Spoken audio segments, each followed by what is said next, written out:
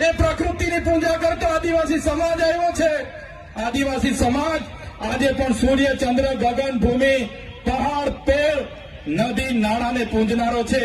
આપણો માટણીયો દેવ, આપણી લીલીચારીનો દેવ, આપણો ગમાણ દેવ, વાઘ દેવ, હિમાલયો દેવ આજે આપણે બધા ભૂલતા ચાલ્યા છે. પણ જે દિવસે આ બધું આપણે ભૂલી જઈશું, તમે આદિવાસી છો એ સાબિત કરવા માટે તમને અઘરું પડી જવાનું છે. યાદ રાખજો. આજે આદિવાસીઓ માટે દાખલા માંગે છે, સાબિતી માંગે છે. ત્યારે મારા તમામ વડીલો, યુવાનો, માતા બહેનોને વિનંતી કરું છું, નવી સંસ્કૃતિ, નવા રીત રિવાજો, નવી વિધિઓ આવશે. પણ આપણી જન્મની વિધિ, છઠ્ઠીની વિધિ, આપણી મરણની વિધિ, આપણી લગ્નની વિધિ અલગ છે. એ કોઈએ ભૂલવાની નથી.